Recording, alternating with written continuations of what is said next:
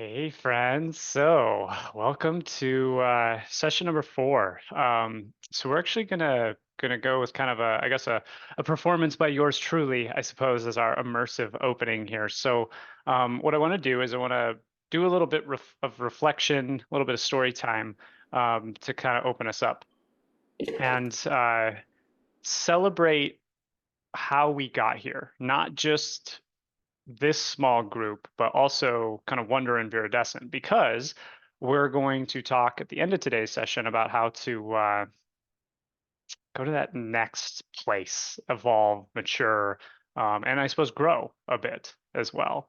Paul cannot turn on video or microphone. That is fascinating. Why, why is that? Anybody else having any weird issues? Let me see. I'm gonna make Kirp, I'm gonna make you a co-host and see if maybe you can help Paul. I'm not sure what's happening there. You might need to like leave and come back in. Maybe if I make you a co-host as well. Let's try that. Never heard of such a thing. Oops, I don't want to make you the host. Do you want to be host and have master privileges and kick us all out, Paul? Oh, there he goes. All right, he's going to try again. Maybe he can't even hear me at all. That's very interesting. Okay. Um, okay, Kirp, I'm going to make you co-host so that when Paul comes back in, you can get him square if there's any sort of issues. And Ella is also stuck trying to get in as well. So, oh, we're having all sorts of techie problems today. That's fun. Um, did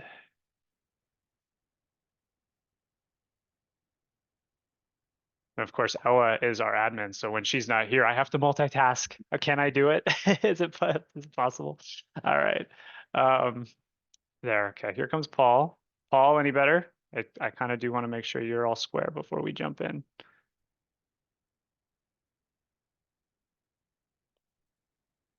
No. The provocateur's trapped in some sort of weird container.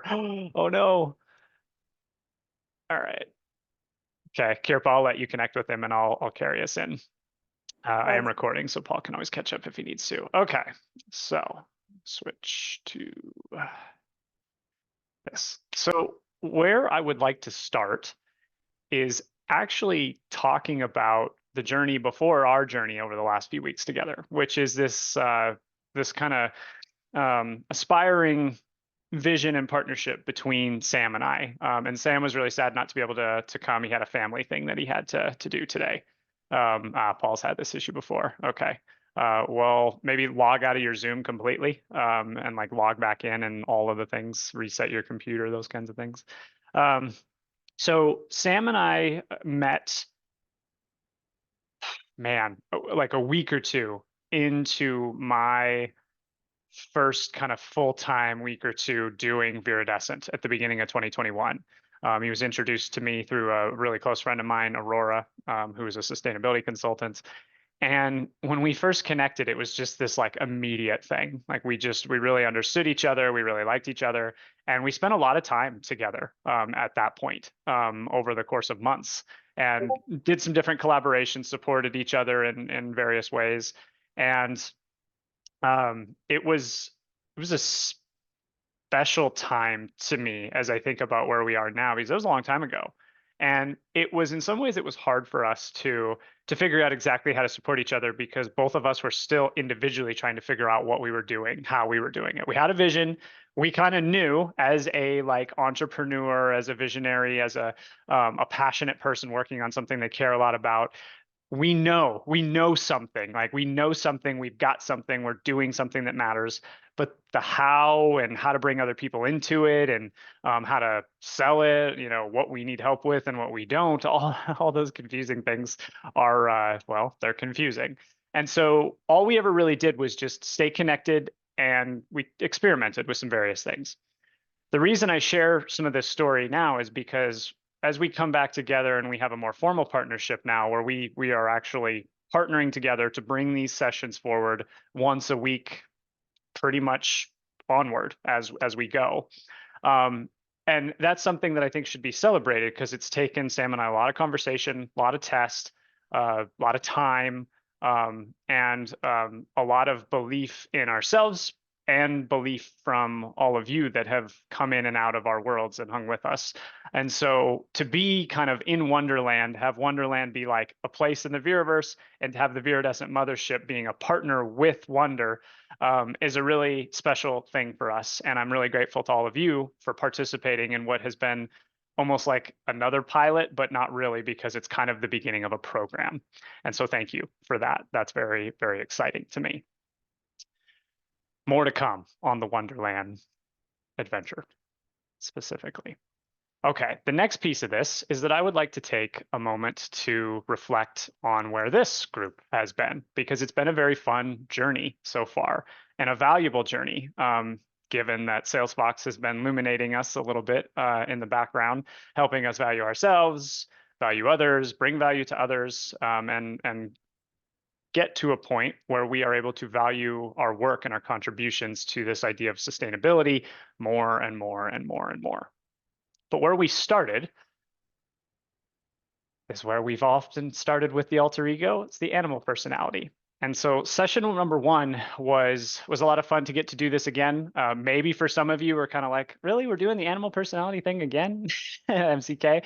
Although I don't know, man, you were like, you know what? I got to do something with that I've never done before, which was like to dig into what is the squirrel a little bit, like even outside the Viraverse, just on planet Earth and stuff. What is the squirrel, right? And how does that connect to me? And that was cool and compelling to hear kind of evolution on such a simple question that isn't so simple. So that's very cool. For each session, what I want to do is celebrate one kind of moment, one thing that really inspired me. So Sabrina, buckle up, because I have something very exciting for you, I think, I hope. As I told you, you created a new ritual in the Viraverse, and it is called the presencing ritual. And rituals are something that allows our alter ego to practice different elements of this regenerative philosophy that we have. We didn't go into a lot of specifics in that session because those are deeper dives. They're also things that you'll just get bits and pieces of as we go. This one is the ritual for what is called time ticks, and this idea of powerful patience, that there's a lot of power in patience.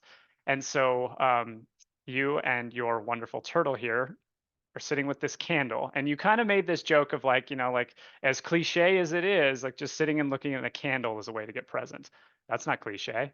It's awesome. It works, right? And it's a really kind of a cool thing for how humans have taken a natural element of fire and turned it into something contained that can help us and utilize us. And fire is so much a part of human history and identity and survival and all that. So I think that's kind of cool. You'll notice 3 little question marks down here. I am going to send you a link, Sabrina, so that you can tell me what that should say.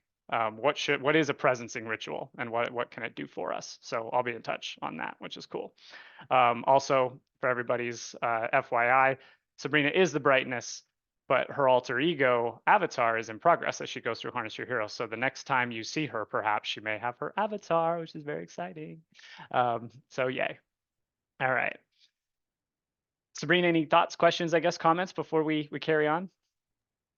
I love the artwork. I would feel like it does represent me and like what I stand for and like my soul and like my presence. So yeah, thanks for that. That's awesome. And definitely I look forward to putting my contribution with the presencing ritual. So yeah.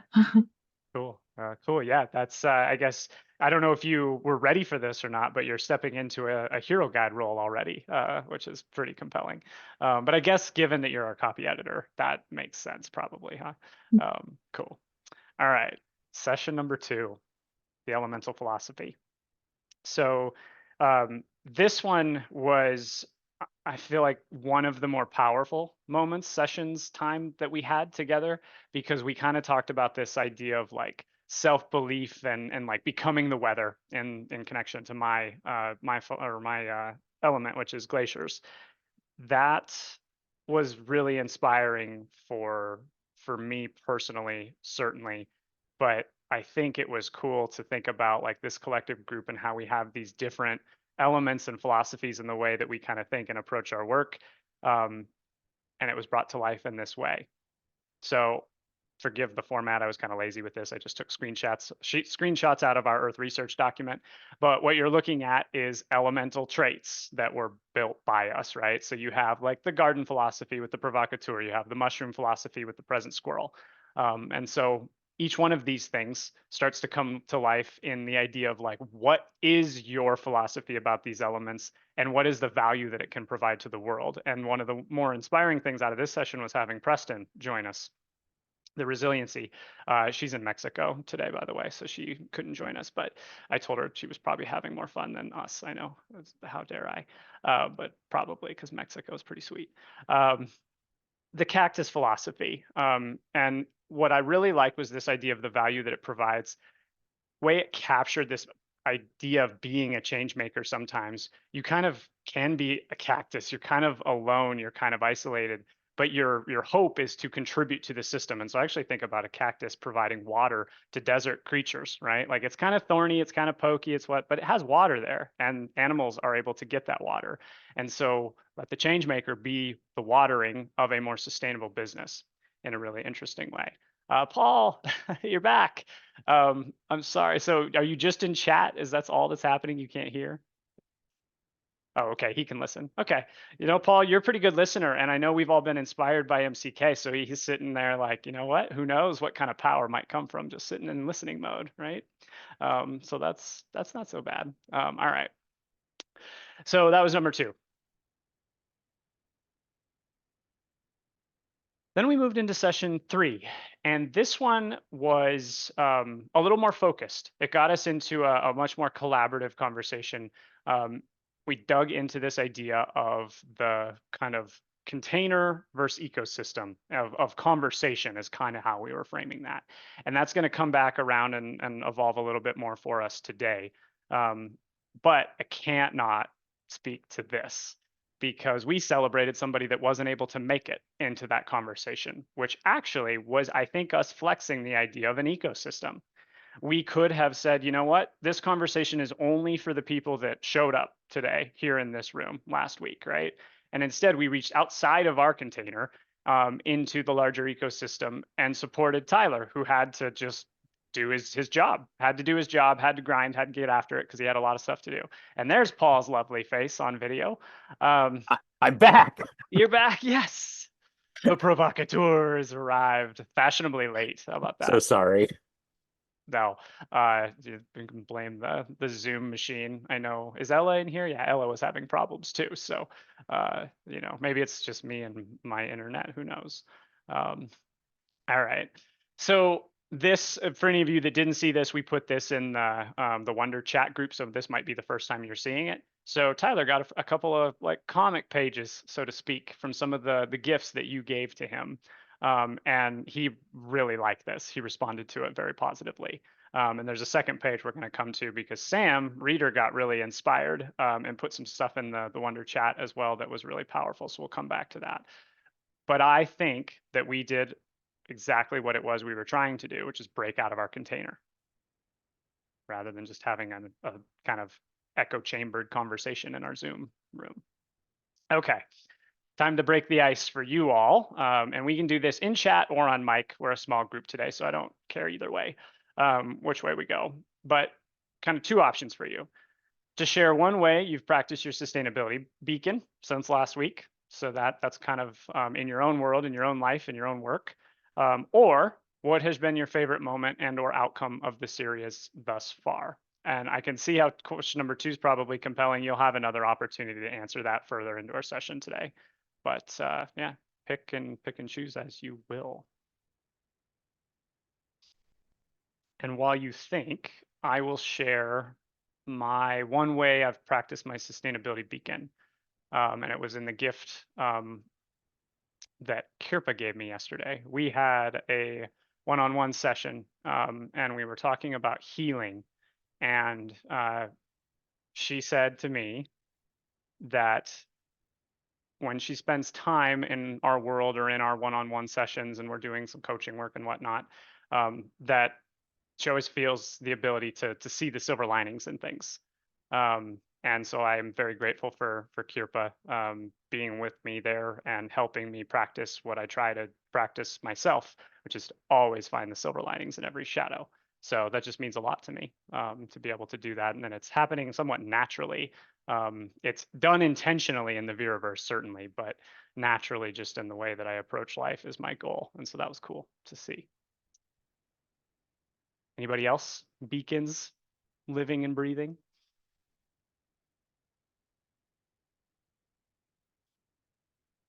And if not, what's been your favorite moment and or outcome from our series so far?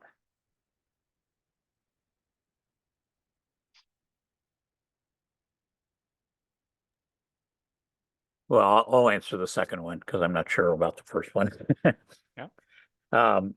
Yeah, I think my favorite moment is as we started moving into this conversation about being in containers, and that started just a whole kind of different thought process, and kind of got us out of maybe our little echo chamber a little bit, and just thinking a bit more broadly about how we actually communicate with one another and how we actually engage with the world in a different way. So, Paul, while we're with you, how did your conversation with your friend last week go? Yeah. It's a bit ongoing, actually. Oh, yeah. We didn't talk about it a lot while she was here. We were kind of just catching up on, because she lives in France and I don't see her very often. Um, but we're clearly in disagreement about some things. Um, and it's interesting. I asked her to listen to a podcast that I had listened to that takes a particularly Israeli point of view, if you will. And she texted me this morning and said she tried to listen to it and quit after 15 minutes because she disagreed with everything um, that the speaker was saying, and that it was winding her up. And I haven't written her back yet, but I want to write her back and basically say the intent was not necessarily to get you to agree with it. I think the intent is that, unless we all can kind of get to the place of listening to the other side, whether we agree or disagree with them, that we're never going to solve any of these problems, and there's never going to be peace in the Middle East, and if everybody just stays entrenched on their particular biases and viewpoints. So what I've been trying to do, and maybe this actually answers the first question. What I've been trying to do is, she turned me on to a number of things that she's been reading and posting that I don't necessarily agree with. And I've been trying to sit with them and just look at them and, understand what's the point of view that they're coming from, and what are the things that I might potentially agree with, and what are the things that I might actually have other questions for her about as to what her belief system is. So the conversation is still very much ongoing, and I don't know that we will ever agree completely on this issue, as I don't think a lot of people in the world are agreeing at this point on this issue. So yeah, it's ongoing. Is it cool if we dive deeper into this conversation? Cool. Yeah, Just want to go make for sure it. everybody's good with that. Paul, I'm curious, how is your mind changing a little bit based on the stuff that you were engaging with? Um, I don't know if it's a question of my mind changing so much as it is just trying to understand the different viewpoints from both sides, really, because I find myself caught in the middle of, I have a lot of friends who are, Jewish, and are very sort of like, you know, they're sort of somewhat radical on their side of things. And I have a number of friends who are kind of radical on the other side. And I don't know that I'm radical one way or the other. I think I'm still just trying to understand, you know, back to your question from last week, it's like, how do we get to peace? How do we actually get to peace if everybody is just entrenched on their own side? Mhm. So yeah, I don't know. I don't think it's a question of changing my mind so much as, just illuminating kind of what I'm thinking about and seeing where I might land. Well, then maybe that's the question that I wanted to ask. How are you being illuminated? Or like, what are the new illuminations? Yeah, well, it's kind of going back and understanding the history of the region, and understanding, um, you know, um, and understanding kind of my feelings about kind of what's going on, because I very much feel like there's a lot of performative stuff going on right now that is not actually helping the people of Gaza or the people of Palestine in general, or the Palestinians in general. And it worries me that, some of my friends, again, are, just so entrenched in their belief that, they don't actually want to help the situation. And so I feel illuminated from the standpoint of just trying to understand how could I actually help? And that might be, contributing to World Central Kitchen, or contributing to Save the Children, or contributing to other, potential humanitarian causes that actually address the humanitarian issue that's going on, as opposed to the politics that are going on. Mm.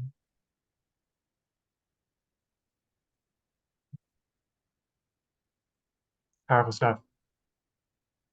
Sorry? Powerful stuff. Yeah. Yeah, and sorry, I don't want to turn this whole thing into a discussion on the Middle East, but I was just thinking we would have all been losing if Paul was sitting in listening mode today, given this. So no apology needed. Although you do need to apologize a little bit for that setting that you are continuously sitting in, because I wanted the weather is so nice right now. I can't help but sit outside, So we when I have have here more the like San opportunity. Francisco coasty sort of weather. It's like freezing rain, Oh, cold, the really? lake is Wow. blowing all over the place. And I cold plunged into it this morning, and holy God, was it cold. Oh, Yeah, so good for you. I'm happy for you. That looks so beautiful. Nice. yeah. So anybody else have any comments on this topic? It doesn't necessarily have to be about the war, but we are going to dive a little bit deeper about like how do we bring in different people and perspectives. That's the topic of today, into the sustainability conversation a little bit, right? Um, and so some of what we're talking about here is connected to it. But I I really love this idea, just the most simple thing of just listen. Like just sit back and just listen to stuff, and don't have your agenda attack it so quickly, so fast. Your views attack it so quickly, so fast. Like to eject from listening to that. Did you say it was a podcast? Is that what that was? Yeah, it was a Yeah. podcast that I Yeah, had to sent just her. eject because it was getting you riled up, right? And it's like, man, we need more Zen in Yeah. our world this day and age, right? I mean, we really do. And I know even some people would be like, "Ooh, Zen, no, no, no, no." Like all I really mean in that is that we just need to be able to listen to each other. And it's not about winning. It's always about winning, left versus right, Democrat, Republican, liberal, conservative, to use our political landscape, right? Sustainable, unsustainable, even. Like it's just all this, we're just always about like winning and proving our concept and our ideas. And it's become very toxic. And it's I know, to use a political leader, Biden referred, like we are in an uncivil war right now, in our country. And that's a place of privilege, to be in like a culture war as opposed to like a violent war where people are dying. But people are dying in our country here too, right? And we can't even talk about it and agree that it's not a good thing, or that's a bad thing, right? I'm tired of it. Who else is tired of it? Like not being able to just like freaking have a conversation with somebody without getting pissed off about stuff. Gah! Okay, Zen, Zen. Okay. Anybody else have any comments on this before we continue forward? Okay. Yeah, Yeah, I MCK. think I think for me, there's two things, that came out of last week. I think one kind of aligns on what we're talking about with Paul, and when Paul was talking about these, like what we think of as reality, and preconceived concepts of what is reality, and are we seeing actual reality or just our concept of reality? And that sort of strain of thought was really powerful for me. And I think the other was when Eleanor was talking about spiders, and that story of her connection with Philip. And uh, number one, it's like spreading the wildflowers, and you always just want to spread the wildflowers. But two, when you come across things like a spider, just because you're bigger doesn't mean you're more important. And just because we're afraid doesn't mean that we squash the spider. So, and I think that also then relates to reality and are we squashing people? Are we not squashing people? Are we feeling squashed? Are we afraid that we're going to get squashed, so we got to squash first? And all those metaphors that can come out of that both. Yeah, it's interesting, MCK. I mean, I've been thinking about it a bit too. And, one of the things that my friend, she's pointed me to a lot of kind of like alternative media, as if this is the truth. And, the question that comes up for me, again, it's around this whole idea of what's reality is like, you know, is any journalism not propaganda? You could almost make a case that any piece of journalism has bias to it and is propaganda in some shape or form. Can And I take that so, a step further and yeah, say, go what for it. if every freaking human conversation that ever happens is some sort of propaganda? Right. Yeah. Yeah. I don't know if it's propaganda. I think it's like missionary stuff, right? Okay. It's not propaganda. It's like influence or Yeah. which I think may be slightly different, Maybe. but connected. I knew Yeah. that would be a radical thing to say, so I'm glad you threw just a little water on the fire, slightly. Because But yeah, in no, some it's ways more it's just true, about right? like there is Yeah. that cliche of like, everybody has an agenda, right? And it's like, Mhm. well, I wish we didn't. I wish we could, we could avoid doing that. And like, what if the agenda was just to sit down and just have an interesting conversation, right? Yeah. Hmm. Okay. So since this is a like the really strong kind of thing that we're growing out of this group, right? It's everything has led to this point. So actually, I want to tell a story, and then we'll take a mindful minute, um, and then we're gonna flip our agenda around a little bit because we're bridging into the second breakout discussion better. And I'm gonna adjust some things a little bit.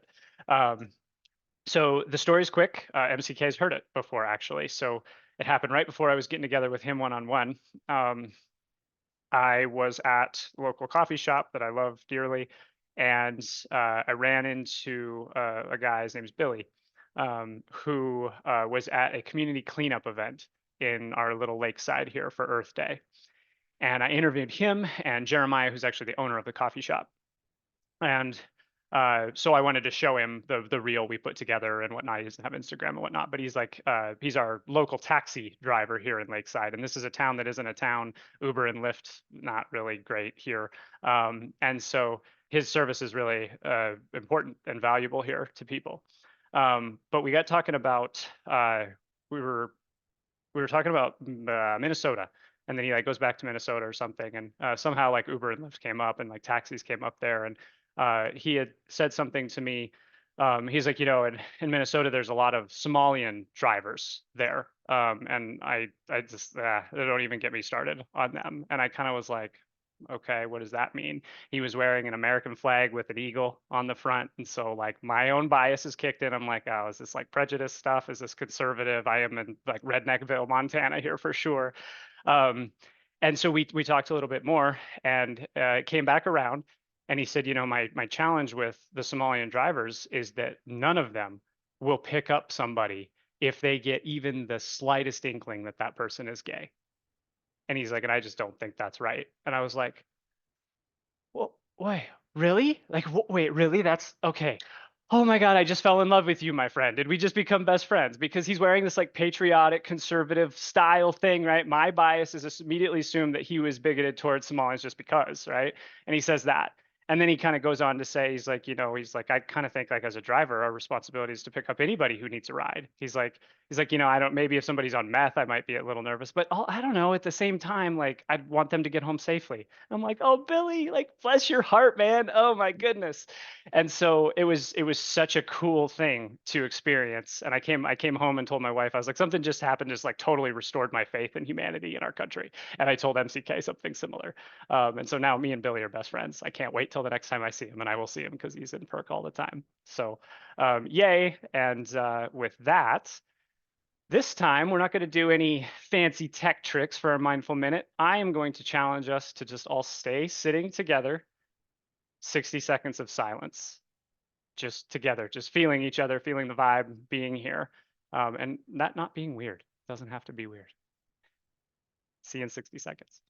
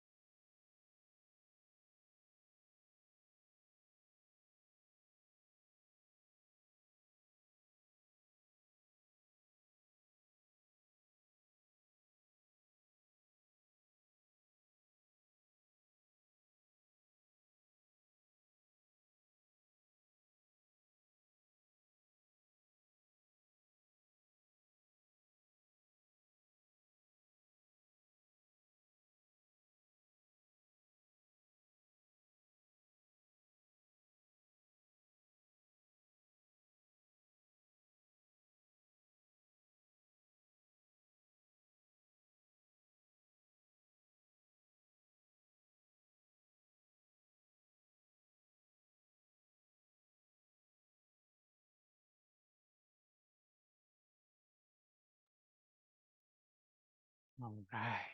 So, how was that for everybody? How'd you feel doing that? Natural, weird, didn't know what to do, how to feel? Yeah, MCK, yeah, thumbs up. Paul? No, I thought it was very natural. I was a little bit bummed that we're not able to have Ella and Kirpa on camera because I wanted to be able to look at everybody and acknowledge and, just acknowledge their presence here. Call Oh, out. There there she we go. is. I'm here, guys. Sorry, just meditating and paying tech support, but I really enjoyed that third 60 seconds. It was just really nice to kind of do that as like a community. So, like we're all just kind of zenning out in our respective areas. So, I like that. I like that you broke into the party after a 60-second silence. That's cool. That's fun. Ziggy was scratching me and I was rubbing his belly, so just I mean, if you've got a happy dog, I'm always down to watch a happy dog. Happy dogs make me happy, so that's cool. I saw Ella give us a heart. Rough connection for her sometimes, so video is often not possible. Sabrina, what about you? What was it like for you? I found it relaxing. I found it's a different way of connecting with everyone, not always talking. Like I don't know, it was a different way of communicating with, well, I'm not sure communicating, but it did feel like connecting with everyone in a different way. And that was really nice and relaxing, Nice. Yeah.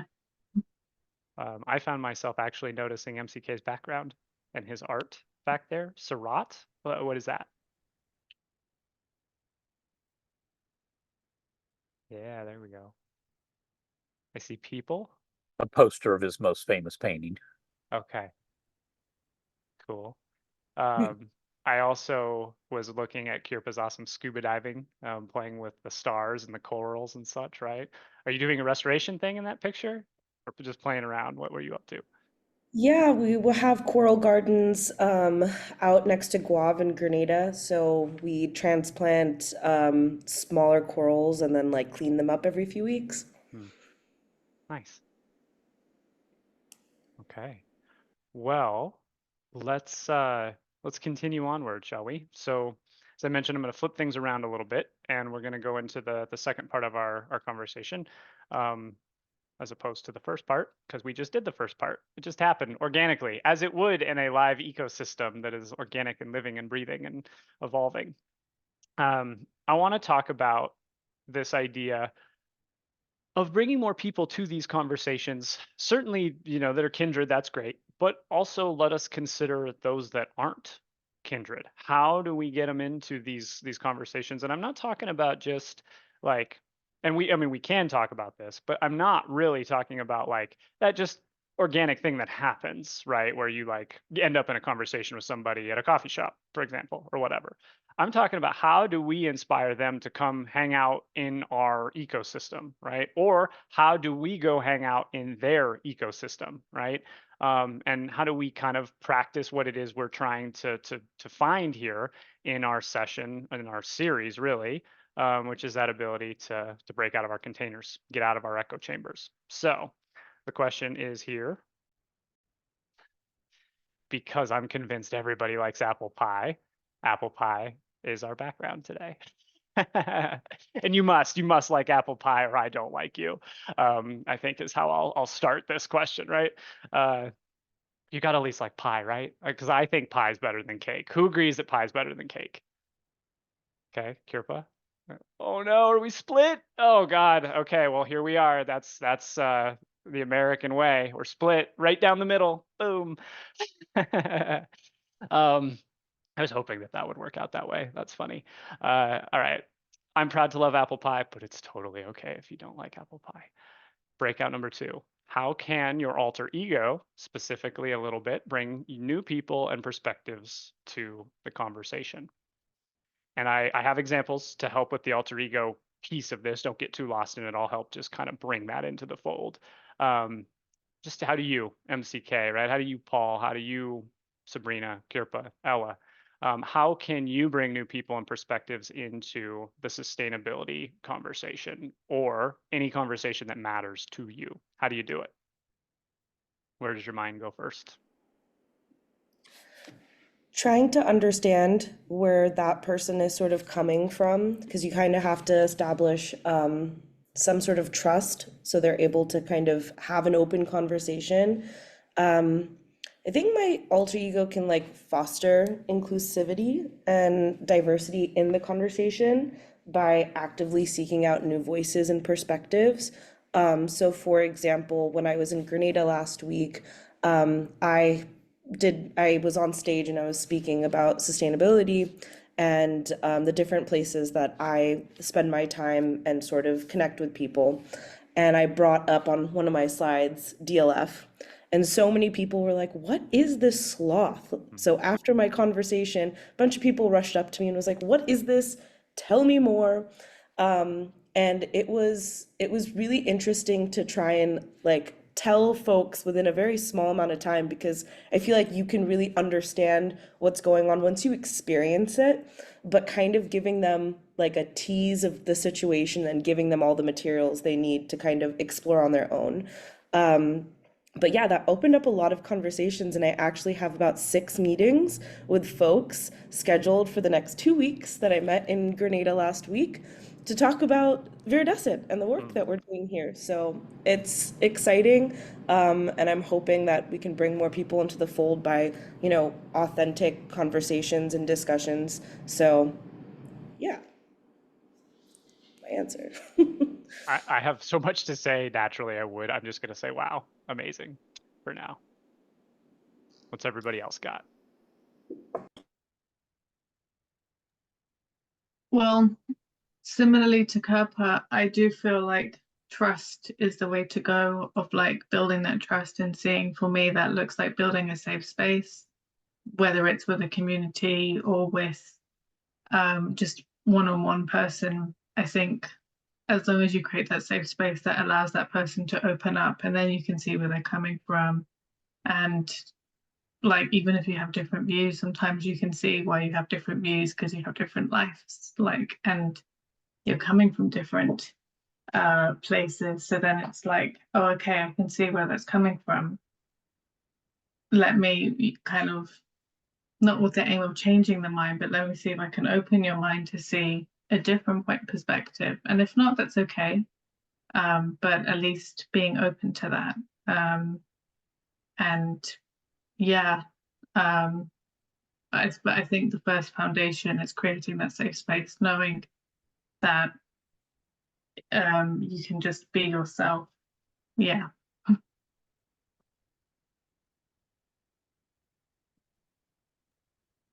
I think you're onto something there. Yeah, Paul, I was gonna just say, I can kind of bridge to you quickly, is just that when people feel safe on any side, from anywhere, if you feel safe, it makes a big difference. Yeah. Yeah, it's such an interesting, I feel like I've been having this sustainability conversation since 2007. You're a saint, my friend. Bless you for Mr. President of a nonprofit now. It's still going, my friend. Whew. And so I go back and forth between cynicism and optimism and frustration and all kinds of different feelings about this conversation. I think if I were to think about it in terms of sustainability beacon, you know, I might have to think about it as like, how can I be more stealth in my in my approach to people? Um, how do I kind of lure them into the conversation in a kind of more stealthy kind of way? And yes, I agree that, you need to create a safe space, you need to listen to them, you need to, develop some trust. All of that, I think is right. But, there are so many people out there that um, either one, don't want to have the conversation, or two, are just not that ambitious about it. And so, one of my, goals, or, what I've been trying to do with the webcast series that I've been doing, is to just have a bit more ambitious conversation around all of this, and um, try and get people to understand that, you know, the issue goes beyond plastic straws and checklists and, Mm. trying to figure out your recycling and all of those kinds of things. That there are bigger issues to be kind of addressed. And but it does come back to what Kerpa was saying, that in some respects you do have to kind of understand where they're coming from as well, because everybody hasn't been working on sustainability for 17 years. And you know so yeah, so I think, this idea of stealth kind of is in my head, and I'm not sure quite yet what that means or what I would do with it, but that's kind of just something to kind of play with in terms of how to think about my sustainability beacon and bringing more diverse conversation into this space. You know what it means? You just became your tiger. Tigers are stealthy. Yeah, well, MCK, exactly. did you unmute? Did you have something? Yeah, I'm really curious about the difference between kind of stealthness and just overt interdependence. Say Like that again. Overt. overt interdependence or overt Oh. support. Hmm. And I think, speaking of these topics of like, understanding where people are coming from and having a safe space, and it's like, how do we actually align the incentives? Right? Because like we have these like larger incentives of what that looks like for globally, what sustainability can look like. And globally can mean, actual like in the world or in our communities or our organizations or those like larger level things. But as I've been in this inquiry recently with a few people about what does it mean to live into interdependence. And the biggest question that I've been thinking about is, well, what's the on-ramp to that? So how does somebody actually care about being interdependent? Do people like know what that is? Or it's just like, wow, it's like a big word. It's like exploding in my mind. And so similarly with sustainability, which I think in my mind means interdependence with humans, planet, like multiple spheres, then yeah, I mean, stealth is great. Like Trojan horses are great, for certain things, but at the end of the day, people are pretty straightforward, I think, with maybe what they actually need. And so, like, what is it that somebody actually, and again, this goes back to maybe the reality conversation too. But when we think about like, well, what do people actually need and how can we do those things together and take those first steps towards helping with that need to get there? These are just some things that I've been kind of wrapping my head around with. Because like when I think about my sustainability ability beacon about being present, and maintaining a degree of focus, it's like all of these questions come up to like, well,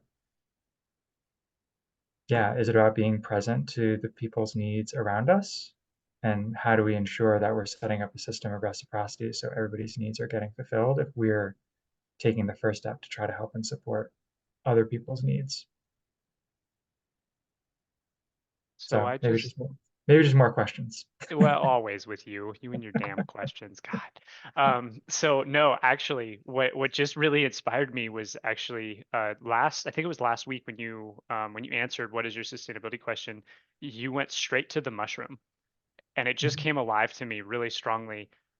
In that, think about what a mushroom is, right? So often a mushroom can be just like one thing, right? But it's connected to everything around it, and it's very grounded, it's very present, but it's a part of a a infinite system that's happening, right? It's constantly like recycling um, and sending nutrients through the forest floor and all that. And so I think about this idea of like being really present with whoever you're with. Just be present with them, because that's going to lead to some other great thing to come next. So rather than thinking about what comes next, strategizing for what comes next, planning for what you're going to say, all these things, just be present with people, right? Be a mushroom, be a part of a good solid moment in time where there's a good conversation happening or good work being done, and it'll happen again.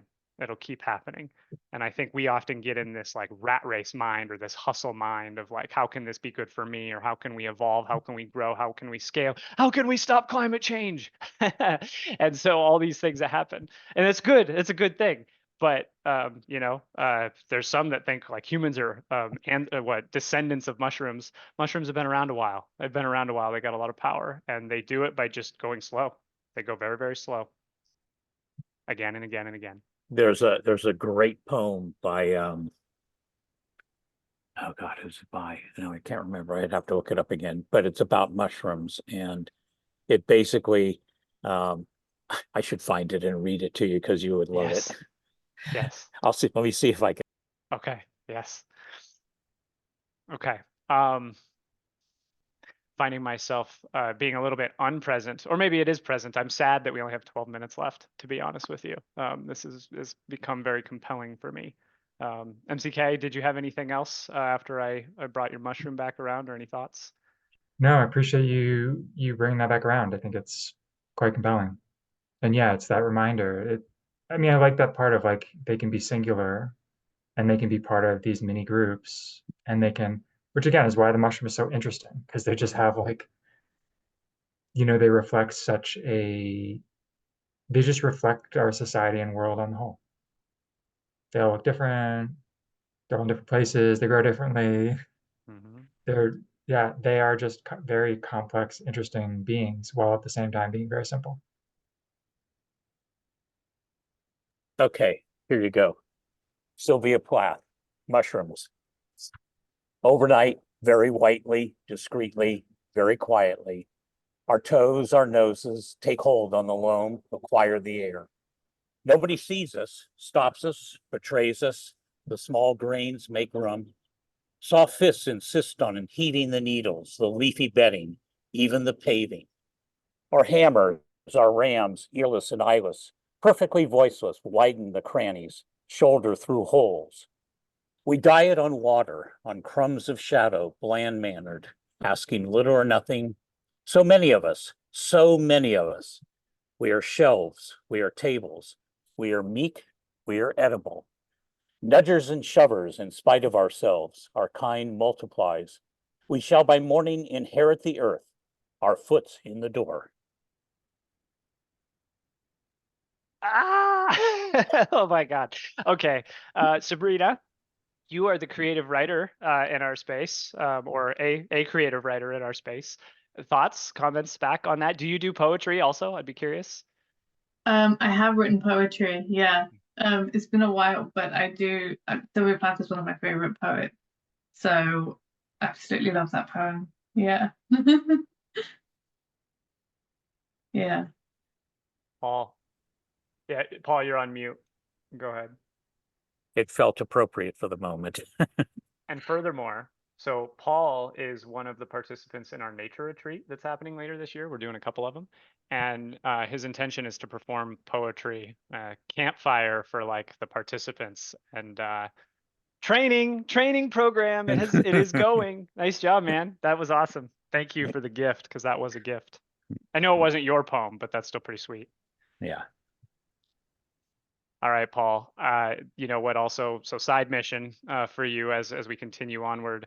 We're gonna have the provocateurs poetry corner, or poetry garden. I don't know. We'll come up with something clever and fun for you in this session if you are so willing. We'd love to hear more from you on that, whether it's yours or others too. I don't know. Absolutely. Well, I do have a preference. I want to hear yours too, 'cause it's awesome. I've got lots of both. Yeah. Okay.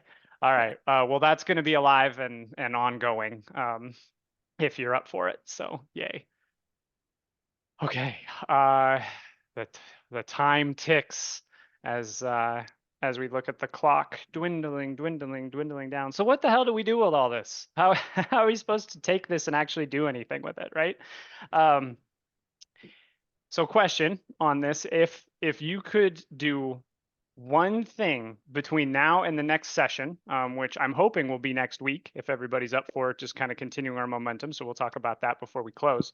But from now until the next time that you come back into Wonderland, what can you do to practice whatever it is we're talking about here, right?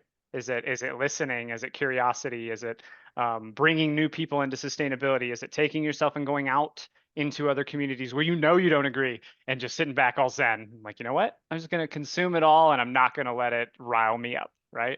What is it? What can each of us do? And let's go around the room. Who'd like to go first? I think I might ask MCK to go first because he often sits back and listens. I'm going to challenge him a little bit, but he's also really good at this. So I feel like he could probably answer this question pretty well because that's a part of your deal for sure. Oh, nice challenge, Chance. I think, yeah, I mean, for me, it's probably stepping away from my squirrelness and focusing on my presentness when it comes to what I'm bringing into the world and ensuring that I'm putting that right on ramp, in place so that the flywheel gets created. Because I think, right, the community of practice that I'm creating is around people who want to be great communicators, and having that practice ensure that, yeah, it's more or less there. Yeah, by this time next week, I should be able to report and say, it's ready, it's going, it's starting. Yay, yay. Okay, somebody's very proud of you. Somebody's very proud of you. They've been quiet today. They've been quiet, but they've been here. Sales Fox is so proud of the present squirrel. Yes. Ah, dude. Oh, that makes me so happy because honestly, QSADA, which is MCK, aka the present squirrel's moon in the Viewerverse, stands for questions are the answer. And whatever can add listening, you can add curiosity, you can other thing. I think MCK, you do have the answer to some of what we're talking about here. Just like listen, just listen, ask questions, be curious, have conversations, learn together, grow together. So thank you for what you do. Congratulations on the bouncing breakthrough. So for anybody that's like, what are they even talking about? MCK will come back. So that's your homework, right? Is come back and report to us what you're doing. And yes, SalesFox is going to let you sell what you do. And we encourage it. I'm very excited about it because I've participated in somewhat what MCK is rolling out. We've brought it into the Veraverse and done it as a part of some of our core programming. Paul was a part of it as well. And it's really, really compelling, very approachable ways to build these important skills. And really, I think it's emotional intelligence that regenerative leaders and that just people in general just need more of. So, yay, MCK, a round of applause. Yes. All right, who's next? What can you do from now until next time we get together to practice? A quick question for MCK though, before Yeah. is, in the work that we've done somewhat around what you're talking about, it's always been with this group that are pretty much like-minded people. And I'm wondering whether, if anything that you're doing is going to be able to bring in any sort of diverse or contrary opinions to this conversation to where we can expand kind of what you've been talking about so that the questions become not just easy questions, not that the questions are always easy to answer, but just it's always kind of just an easier back and forth as opposed to when you're talking to somebody that you don't necessarily agree with. So I'm just curious whether that's an aspect of it that you're going to bring into it. So not explicitly, but also not without intention, meaning I think the core focus, is people who want to be great communicators. So if somebody wants to be a great communicator, that isn't necessarily because they like are around a certain kind of opinion, or a certain kind of affinity for whatever topic or otherwise. It's more of just great communicators, and great communicators Yeah. are people who want to be better listeners, who want to be able to ask the right questions, who are open and want to improve their ability to give and receive feedback. And also that they're not just about exploding with their suggestions or their advice, but giving people the space to be the hero of their own challenges. Mhm. So I think if somebody isn't interested in being a better communicator, then of course they're not going to be game, Yeah. but then of course they're not going to be up for a conversation like this anyways. Right. So Yeah. Good I guess point. I guess my hope, or at least my starting point, is so I've been hanging out with a number of indigenous folks recently, Mm. and one of their kind of guiding principles is like with like. Start with like. And here the example of like with like is people who have that desire to be better at this thing. Mm. And so the hope is that that snowballs and spirals and turns into something where, hey, maybe there's some more people who are open or interested, or because of the people that are in this community of practice, due to the people that they are touching, that they may not necessarily need to be in the community to do that, but it's the people who have those desires to get better, where the Yeah. ripple effects can extend beyond because of the way that they're showing up in conversations outside of the community. Mhm. Okay, cool. Thank you. So, yeah, but thanks for the question. I mean, it is something that matters. Yeah, Like, I want to be able to do that, but of course, you can't right. Yeah. force somebody to do No, something. I think you're right. I think sometimes it's hard to even find people to engage with that disagree with you. So, yeah. So for me, I think I'm somewhat following MCK's lead this week in terms of kind of listening. I want to delve a little bit deeper into this conversation with my friend and listen a little bit more to that.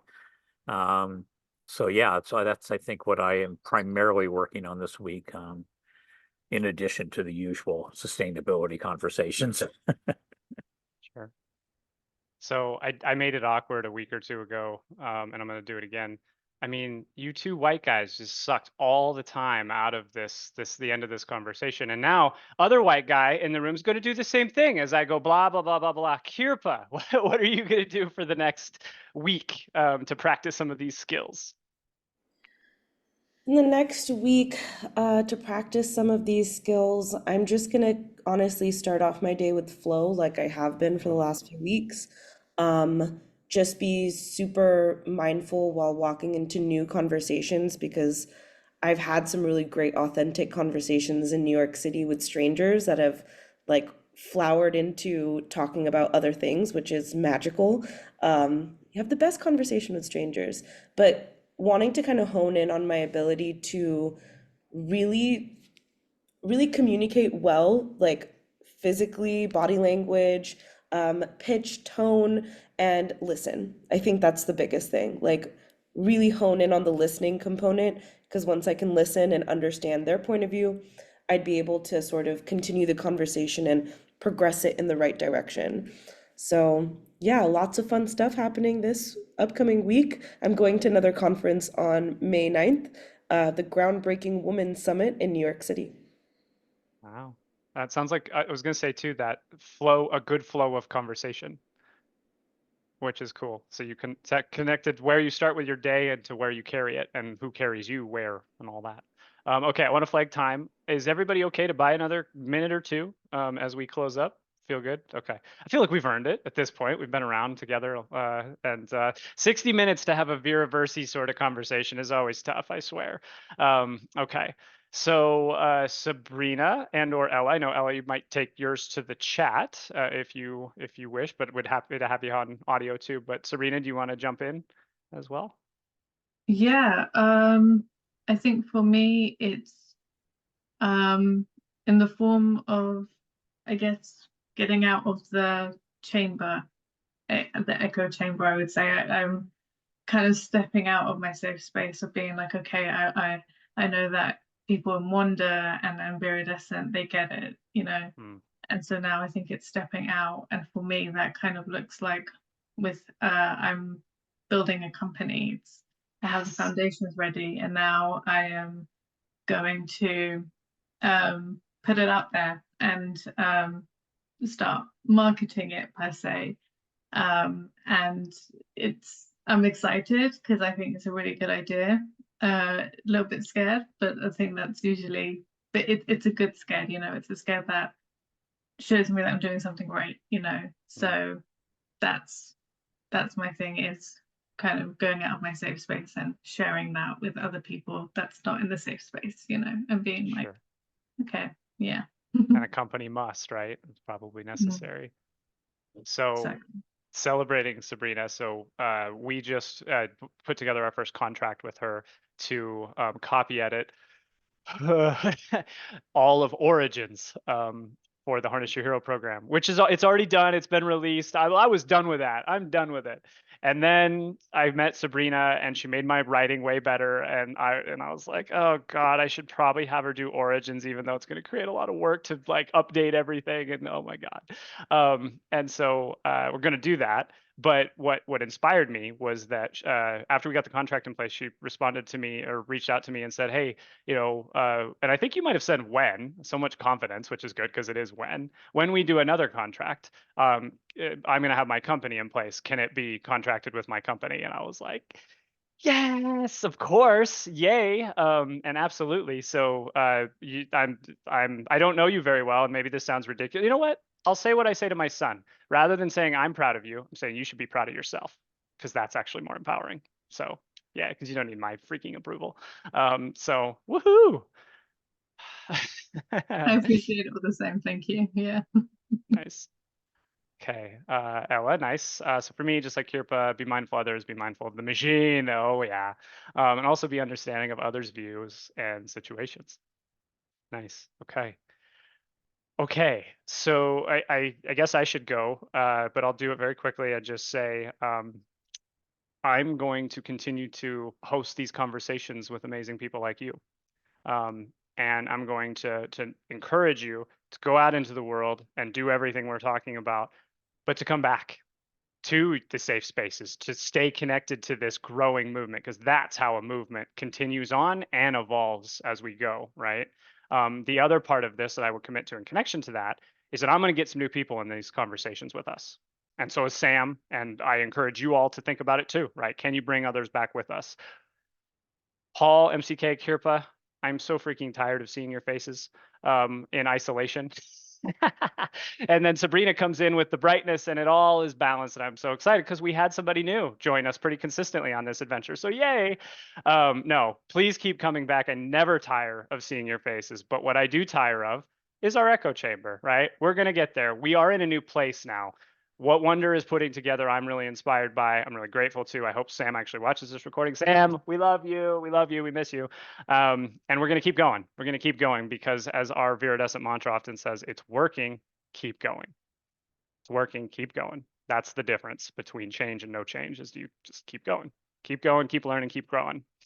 And that will turn us into growth gardeners and make Sales Fox very happy. And of course, Paul, because he's our gardening master back there. Look at that backyard. Oh my goodness. Okay. So what I want to do quickly here is just talk about what's next with the group. I had kind of slotted more time for us to do that, but that's not present. That's looking forward too far. So we spent the time we should spend here on our focus topic. Thank you, MCK, for helping us be grounded. Thank you, Sabrina, for allowing us to practice a presencing ritual. That was kind of our mindful minute today. So what comes next? So what I want to check with the group is one, are you interested in coming back and continuing this weekly cadence and kind of keeping our momentum going? See nods of approval. Yes. MCK, you got a lot going on. How do you feel? You feel good about okay. You're launching products, man. That's a lot. So cool. All right. Well, glad to have you back. We can't wait to. That is your homework. You're going to come back and you're going to sell to us, report, and celebrate with us, all those things.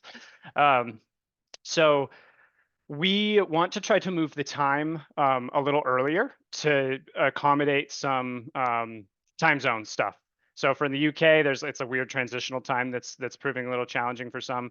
But Sam also said that there's some like people in their community in Wonder specifically that are from like Australia, and like he's finding people intrigued, but the time isn't working super great. So Paul, you're my problem child for Thursdays slightly because you're working out or whatever. How dare you?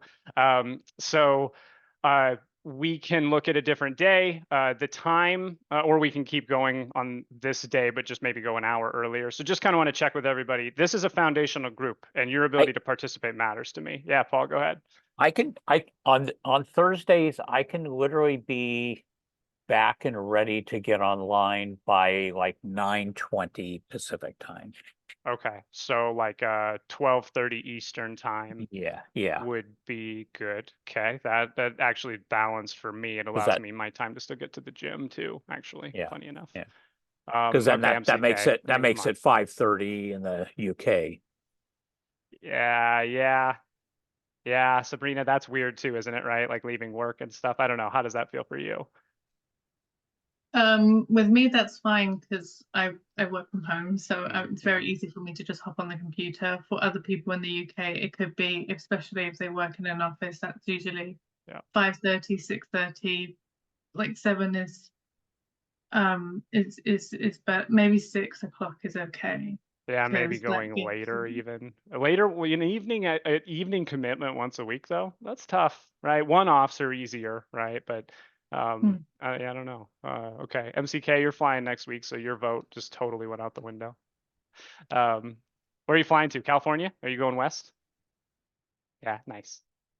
Sunnier weather, hopefully. Also, too, I just popped the like if we're trying to Mm. do stuff for Australia, it's anywhere between 2 a.m. and 5 a.m. in Australia right Yeah, now. their time zone is so yeah, so different. Yeah, So it's yeah. like our afternoon is kind of their morning. Right. Yeah, and I mean maybe something like that. Our afternoon gets to like an evening activity for the UK and a morning activity for like Australia, New Zealand type zones. Hmm. And you know, there is no perfect answer to this, but it is worth like maybe each set of four we play with the time to try to be inclusive and adaptable and things. And you know, that seems like a good way to go. Yeah, Ecosystem vibe, right? yeah. Chance, the other thing that I'll throw out there is, it might be worth considering just two different times. Mm, Yeah, And yeah, one time can be more squarely later in the day, and one time can be like a consistent this sort of time-ish. sure. Yeah. Um, like a 10 a.m. Pacific, 11 a.m. Mountain, yeah. 2 p.m. Eastern kind of a thing. Okay. Or Yeah, sorry, that's 1 p.m. interesting. Eastern. Okay. Okay, well, let's go, I think, for this group.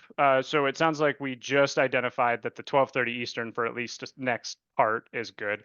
Because what I do want to let you know is we kind of want to use maybe the next couple to be a little bit of like an internal conversation amongst this like founding group about like what's next, right? Where do we want to go next? And we have a roadmap for where it continues, but we want to kind of pause and think collectively about what has been most valuable for you all in this, what you most need, the goals you have, things like that. So, so does that feel like a good starting point? It's a little bit earlier, which I think will help out Sam and the Wonder team, maybe bring in a few extras, and go from there.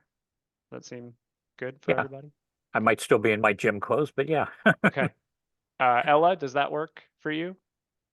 12:30 Eastern.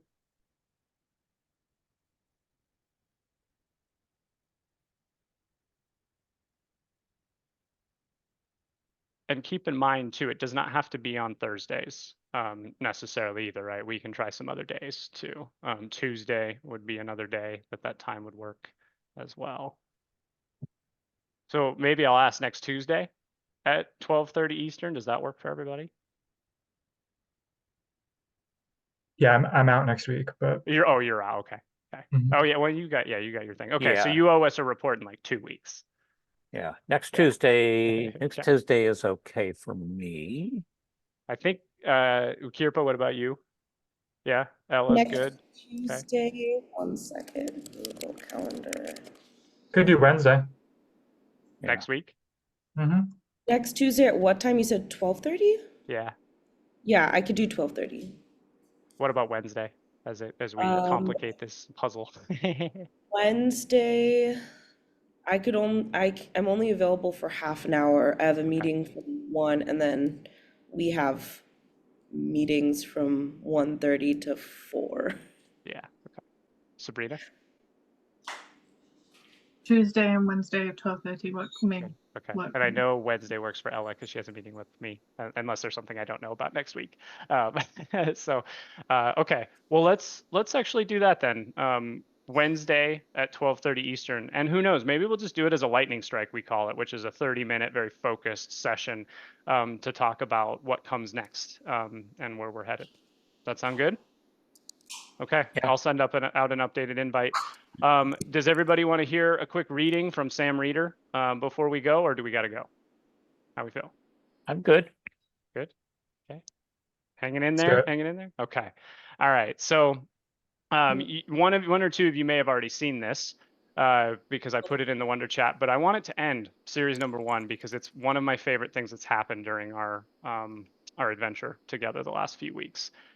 One Sam Reeder, aka the Curiosity, got really inspired, and he had shared with us that sometimes like belief is something that is kind of a challenge, and that I get it because it's really hard to do entrepreneurship in and of itself, let alone doing it in a way that's trying to create a greater good for the world, even more difficult. And so I want to just read this, and I'm going to stand because it makes me want to stand up to one machine with a lot of heart, with a lot of grace, with also some compassion, not just like, oh, tear down the machine. No. Bridge the gap between machine and nature, bridge the gap between machine and human and balance. So his final words will be read by me, and I'm just going to close the session. Thank you all for being a part of this, and I see this as the end is where we begin, because I think we're just getting started here.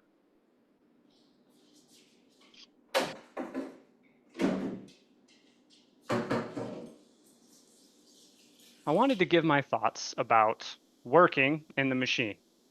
Whilst I'm energized from our last session, thank you everyone again.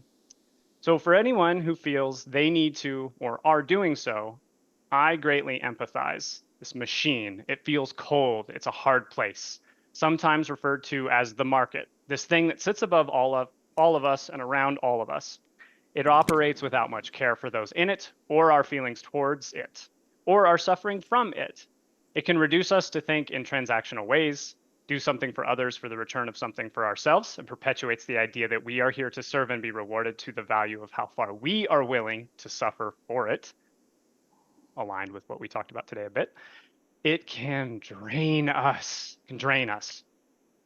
But at the same time, when it is working well, it gives us a system of peace, in large part, where people can comply and mutually agree to partake in this mechanism of earning and receiving so that we are not forced to fight, hurt, kill each other for things we want. Food, water, safety, warmth. I've never thought about it that way, Sam.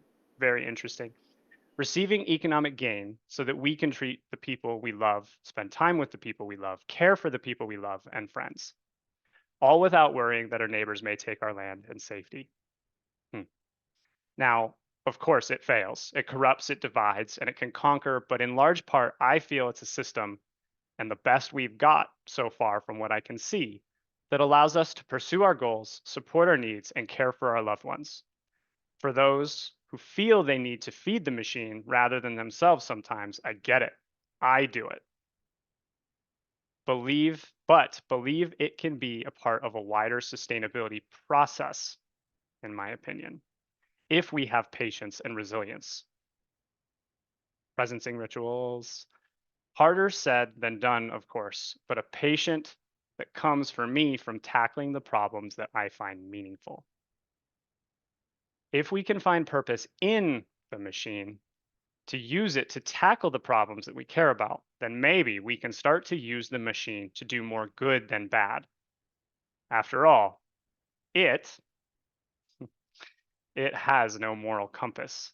It's simply manipulated for good or for bad, or maybe for something else entirely. Let's work on forces for good and hope for better, always. Because while we have the machine, I hope all people can find the patience and resiliency to work on the problems that they care about. Sam, aka the Curiosity, PS from the designer. I actually think it lets us do that pretty well. We're doing it right here, practicing our purpose. You all are amazing. See you next week.